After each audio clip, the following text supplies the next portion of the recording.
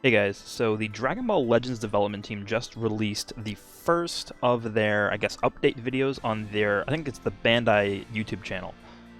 So there's one Japanese one English one, and then I think like some with Chinese subtitles, one with Korean subtitles. So basically what I'm doing is I'm compiling the info that we got from both the English video and the Japanese video, because those are the only two I understand.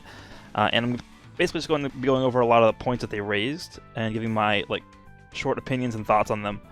And basically the big theme about what's coming is we are getting Dragon Ball Legends quote-unquote 2.0, which is slated for release in December.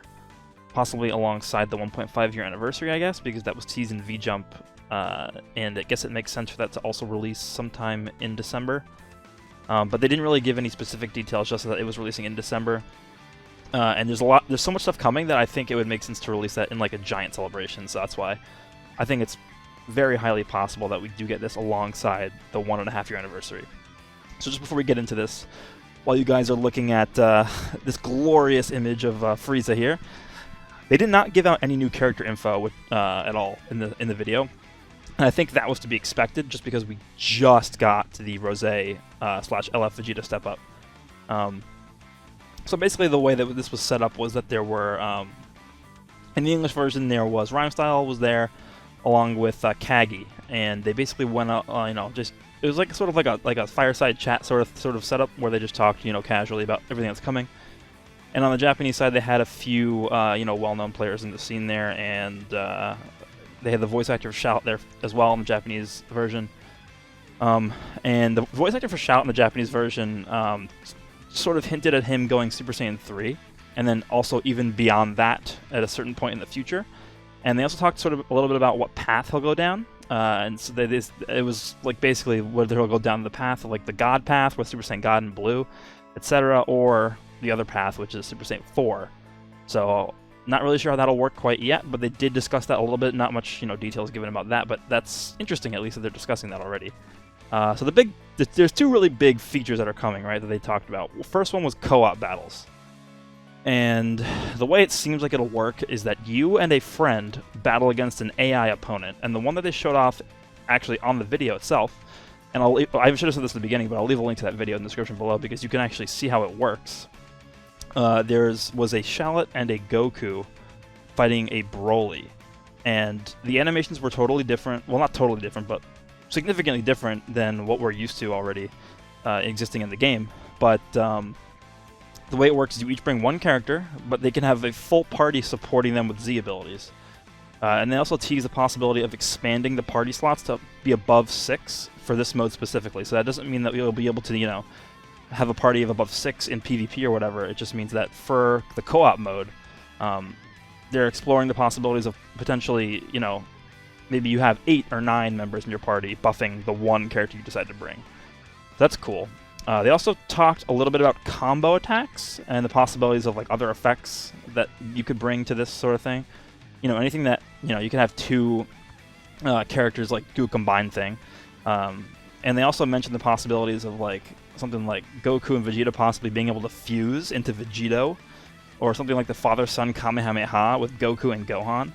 So I guess depending on like the characters that you end up bringing to the co-op mode, that would affect what sort of abilities you're able to activate and stuff, which would be pretty cool because it actually makes it a lot more. I don't know. It makes it varied in the content that you could get out of this mode. It's not just like, oh, you beat it once and that's it, right?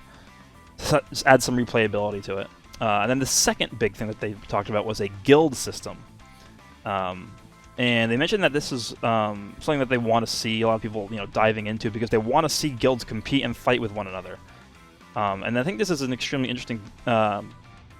Because I think, especially for Legends, they mentioned that the friend system and like friend battles and stuff obviously are not a super big part of the game, and they want to explore more ways to get the community involved. And I think personally, I think that's healthy for the game in the long run, because I think something that Dokkan actually lacks a lot is there's really no sense of community at all in that game. And I think if Legends is able to capitalize on that in their game, then that'll give them a big advantage in terms of people who like that sort of aspect in the game. So that's cool. And obviously, after seeing the ins and outs of what this, like the guild system means and what the ultimate product looks like, Odds are I'll probably create my own guild, so I'll keep you guys all in the loop about that. But that will be at a future point when the time comes, and we're able to understand like what the different features of this mode will be. So they also sort of teased like the battle system being tweaked. So I guess this means Battle System 3.0 could be arriving soon, along with this update in December. They mentioned it would not be as drastic as when they added the tackle into the game, which was when Battle System 2.0 released. But we'll see how much whatever they implement affects the fluidity of the game. Because personally, right now, I'm currently top 30 in the game, in PvP. Because right now, I think at high level gameplay, it consists way too much of like just drifting in the back and then being reactive, as opposed to being proactive, which I think is a much more healthy state for the game.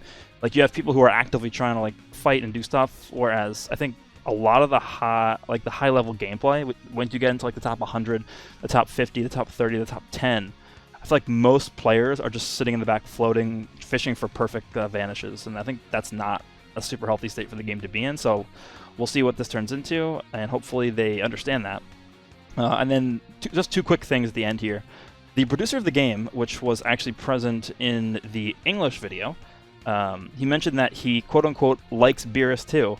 So could this possibly mean a potential LF Beerus buff? That would be really cool, something I've been asking for about, I don't know, 10, 11 months now. So hopefully Beerus finally gets the respect he deserves, because he definitely needs a buff at this point. And then lastly, they mentioned briefly character awakenings. The producer mentioned that. And I'm not really sure what that is referring to, but it could be a new, like a new system they're implementing, but it also could be related to the Soul Boost system with additional effects. Now, if you guys remember way back to when, I think it was like 3 or 4 months after the game released, maybe even earlier than that, it was the green cooler and the purple Turles were like super underused, and this was the first balance change they'd ever done, I believe. Instead of actually like going in and buffing their stats or whatever, when they did a level cap increase, they added specific effects to their Soul Boost. So that I think when they were like upgraded to the next Soul Boost panels, they got like additional effects added onto their kits. So I think like Cooler's green card like had added effects to it once he's Soul Boosted past a specific point. So I'm wondering if maybe that's what they're talking about. Maybe they'll start doing that for cards instead of just buffing their stats or whatnot. Maybe, once Beerus gets Soul Boosted past this next Soul panel, he'll get a legendary finish and he'll get like a super buff to his kit or whatever. And that would be pretty cool. But that pretty much sums up everything I wanted to discuss and everything that was mentioned in the video. Let me know what you guys think. I think this is, a step in the right direction, obviously, but something like this tells me that they're actually putting like a lot of effort into this game. And I know I've been super critical about the game in the past, and I will continue to be super critical of the game just because of the fact that I think there's so much potential for this game to be like amazing, like way better than it currently is. And that's just why I'm critical, because if I didn't think this game had that much potential, I wouldn't be doing this much coverage on it. I wouldn't be critical of it at all. But I think you guys understand as well as I do how much potential this game has, and hope they continue experimenting with new things and try and tap into that potential, because this game can be a lot better than it currently is. And I'm not saying right now it's bad. I'm just saying it can be way better. So yeah, hopefully you guys enjoyed this sort of breakdown of the Legends 2.0 video. And there will be more of these, because they did mention that they were filming like more episodes right after the one that they just uploaded. So I don't know when they're going to upload those, but I assume it'll be before December, but it's already November 28th. So hopefully we'll be seeing those uploaded shortly. In which case I will continue to put out these short videos to go through everything that they mentioned. But yeah, hope you guys enjoyed, and I'll see you all in the next one.